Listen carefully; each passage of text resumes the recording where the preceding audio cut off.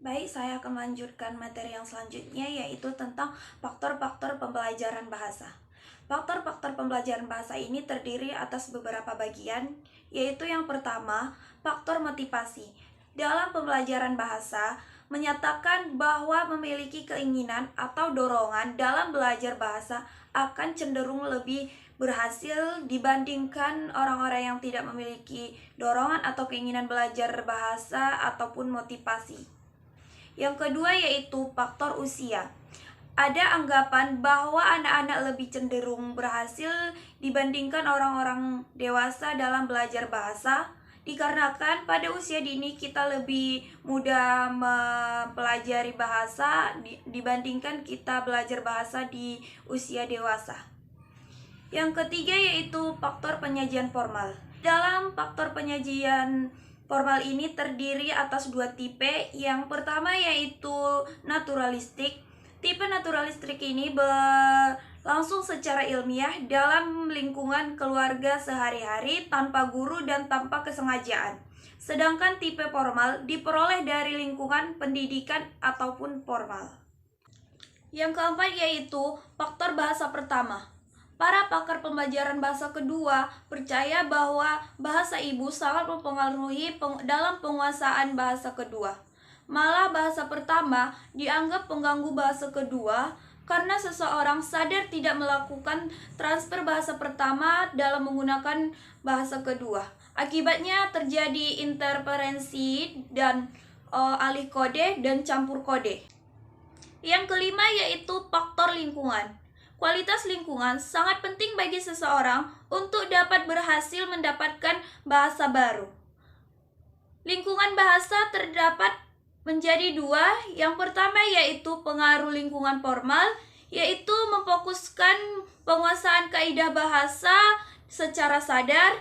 Yang kedua yaitu pengaruh lingkungan informal, yaitu secara alami atau natural atau tidak dibuat-buat. Materi selanjutnya yaitu tentang pengertian pemerolehan bahasa. Menurut Kaspersky, pemerolehan bahasa merupakan suatu proses yang digunakan oleh anak-anak untuk menyesuaikan suatu rangkaian hipotesis yang rumit atau teori-teori yang terpendam ataupun tersembunyi yang mungkin sekali terjadi dari ucapan-ucapan orang tuanya, sehingga ia memilih dari ukuran bahasa yang sangat baik sampai bahasa yang paling sederhana. Materi selanjutnya yaitu sejarah kajian pemerolehan bahasa.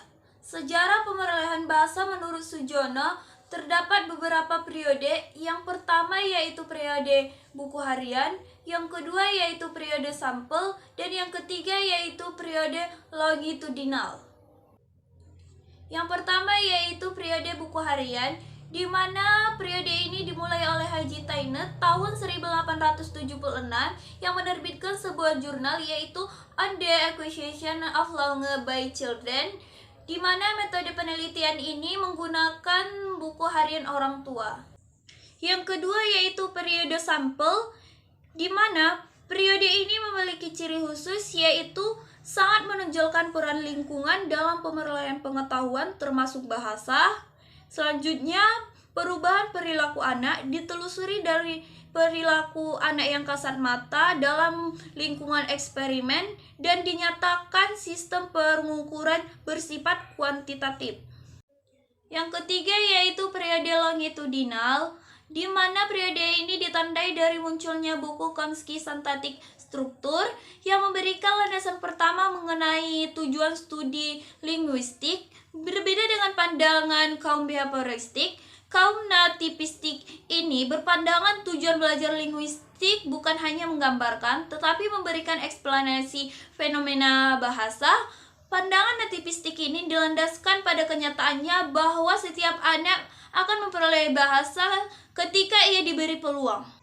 Chomsky memberikan argumentasi untuk mendukung adanya bekal kodrat ini, yaitu yang pertama, hanya manusialah yang dapat memperoleh bahasa, dan yang kedua yaitu pemerolehan bahasa tidak tergantung pada intelijensi manusia.